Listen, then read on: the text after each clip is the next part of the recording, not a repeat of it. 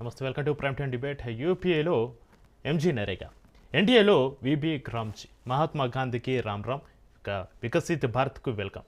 ఒకే ఒక్క పథకం హస్తంలో హీట్ ఎక్కిస్తుంది. పేరు మార్పుపై రాజకీయ రగడ నడుస్తుంది.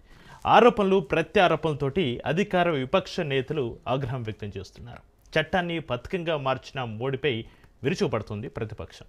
గ్రామీణ ఉపాధి కొత్త బిల్లుపైన విమర్శలు వ్యక్తం అవుతున్నాయి. ఇక కూలీల స్థానంలో యంత్రాలు వచ్చేస్తాయా? 100కు బదులు 125 రోజుల పని సాధ్యమేనా? కేంద్ర దయదాక్షిణ్యంపైనే స్కీమ్ నడవనుందా? రాష్ట్రాలపై అదనపు ఆర్థిక భారం తప్పదా? పేరుకే కాదు, ఉపాధికి ఎసరేనా? పల్లె కూలి పొట్ట కొడుతుంది ఎవరు? కొత్త బిల్లుతో ఊపిరి పోస్తారా, ఉరి వేస్తారా? ఉపాధి రగడపై ఇవాటి స్పెషల్ డిబేట్.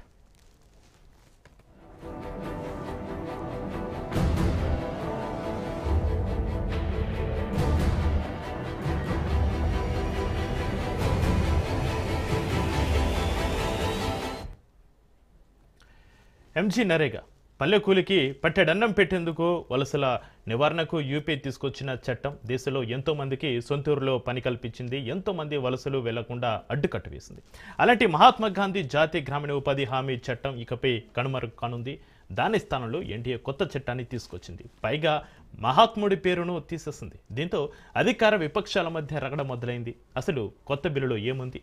ప్రతిపక్షాల ఆందోళనకు కారణమేంటి? అధికార పక్షం ఏం చెబుతోంది?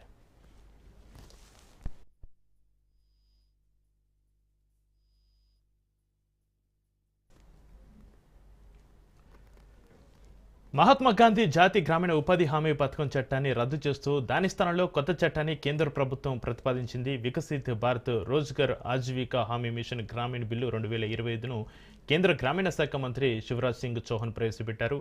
మారిన సామాజిక ఆర్థిక పరిస్థితులకు అనుగుణంగా చట్టాన్ని బలోపేతం చేయడానికి కొత్త ధనాన్ని ప్రతిపాదించినట్లుగా ఆయన చెప్పుకొచ్చారు.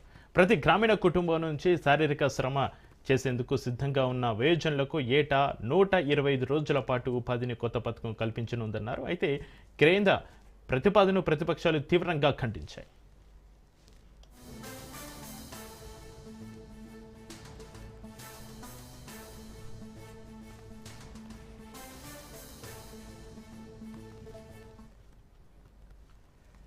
ఎంజీ నరేగా నుంచి మహాత్మా గాంధీ పేరును తొలగించాల్సిన అవసరం ఏమొచ్చిందని ప్రభుత్వాన్ని నిలదీశాయి. మహాత్మా గాంధీ పేరు మార్చి అవమానిస్తున్నారని కాంగ్రెస్ ఎంపీ ప్రియాంక గాంధీ మండిపడ్డారు.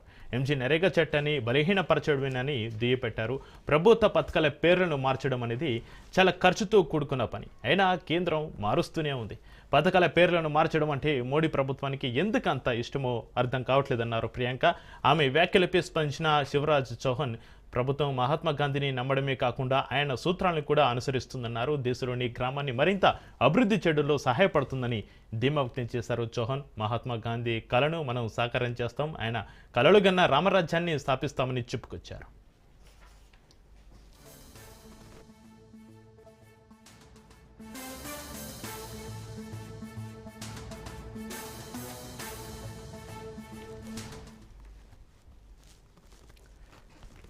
పేరు మార్చడంతో పాటు ఉపాధి హామీ పథకం అమలులో గుణాత్మకమైన మార్పులను కేంద్రం తీసుకురానుంది. పర్యవేక్షణకే కేంద్రం పరిమితం కానుంది. నిర్వహణ, జవాబుదారితనం రాష్ట్ర ప్రభుత్వాల బాధ్యత కానుంది. రైతులకు కూలీల లభ్యత పెరిగి కూలీ రేట్లు నియంత్రణలో ఉండేందుకు వీలుగా వ్యవసాయ సీజన్లో 60 రోజుల పాటు ఉపాధి హామీ పనులను నిలిపివేయాలని ప్రతిపాదించారు. ఉపాధి కల్పించడంతో పాటు 4 ప్రాధాన్య రంగాల్లో చిరకాల మన్నే మౌలిక వసతుల కల్పనకు కొత్త చట్టం వీలు కల్పిస్తుంది. ప్రతి పనిని వ్యూహాత్మక దృష్టితో చేపడతారు. జలభద్రత, మౌలిక వసతుల కల్పన, జీవనోపాధి సృష్టి, వాతావరణ మార్పులను తట్టుకుని నిలిచే నిర్మాణ పనులపైన దృష్టి సారించి వాటి ద్వారా గ్రామీణ ప్రాంతాలకు ఉపయోగపడే ఆస్తులను కల్పిస్తారు. కూలీల డిజిటల్ హాజరు, డిజిటల్ చెల్లింపులతో పాటుగా డేటా ఆధారిత ప్రణాళికలకు ప్రాధాన్యమిస్తారు.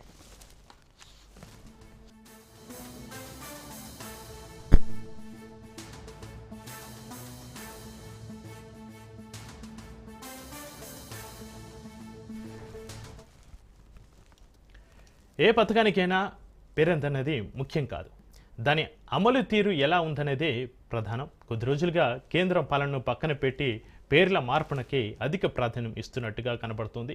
కార్మిక చట్టాలను లేబర్ కోడ్లుగా మార్చింది. ఉపాధి హామీ చట్టాన్ని స్కీమ్గా మార్చింది. చట్టం అంటే తప్పక అమలు చేయాలి, పథకం అన్నారంటే అది ప్రభుత్వ ధ్యేయంగా మారుతుంది. ఇదే అంశం అందరినీ ఆందోళనకు గురి చేస్తున్న పరిస్థితి.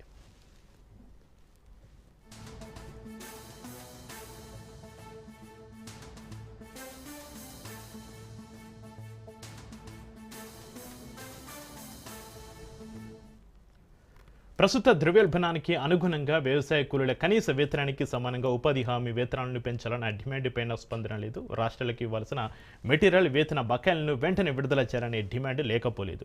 యాప్ ఆధారిత ఆధార్ తప్పనిసరి చేయడం వల్ల మారుమూల ప్రాంతంలో ఇంటర్నెట్ లేక కూలీలు ఇబ్బందులు పడుతున్నారు. దీన్ని సరళతరం చేయాలని కోరుతున్నా సర్కారుకు పట్టడం లేదు. కానీ సామాజిక తనిఖీల పేరుతో సాంకేతిక సమస్యను అడ్డం పెట్టుకుని స్థానిక నేతలు, అధికారులు అడ్డదారులు తొక్కుతున్నారు. ప్రభుత్వం ఇలాంటి వాటిపైన దృష్టి పెట్టాల్సిన సొయ్యి మర్చి పేర్లు, ఊర్లు మార్చుకుంటూ కూర్చుంది.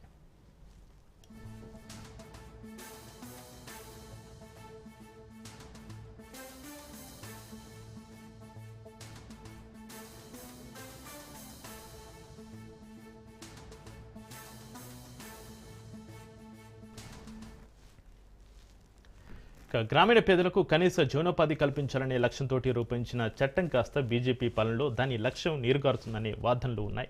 చాలా రాష్ట్రాల్లో నోటిఫైడ్ వేతనం 300 రూపాయల వరకు ఉన్నప్పటికీ పని కొలతల పేరుతోటి సగటున కూలీలకు 213 వరకు అందుతున్నట్లుగా నివేదికలు చెబుతున్నాయి. ఇప్పటికే వ్యవసాయం గిట్టుబాటు కాక చాలామంది రైతులు కూలీలుగా మారిన దౌర్భాగ్య పరిస్థితులు నెలకొన్నాయి.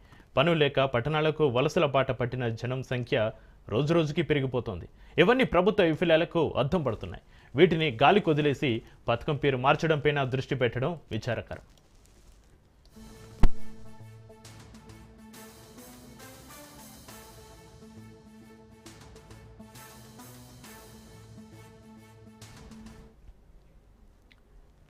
కొత్త బిల్లు ఉపాధి హామీ చట్టం ఆత్మపైనే దాడి చేస్తుందని కాంగ్రెస్ తీవ్రస్థాయిలో విరుచుకుపడింది. ఇప్పటివరకు ఎంజీ నరేగా 100% కేంద్ర నిధులతోటి నడిచే పథకం. కానీ కొత్త బిల్లు ప్రకారం ఆ ఆర్థిక భారాన్ని కేంద్రం రాష్ట్రాల మధ్య పంచుతారు. ఈశాన్య హిమాలయ రాష్ట్రాలకు 90-10 నిష్పత్తిలో, ఇతర రాష్ట్రాలకు 60-40 నిష్పత్తిలో నిధులు కేటాయిస్తారు. ఇకపై హక్కు ఆధారిత గ్యారంటీగా కాకుండా కేంద్ర నియంత్రిత పథకంగా మారుతోంది.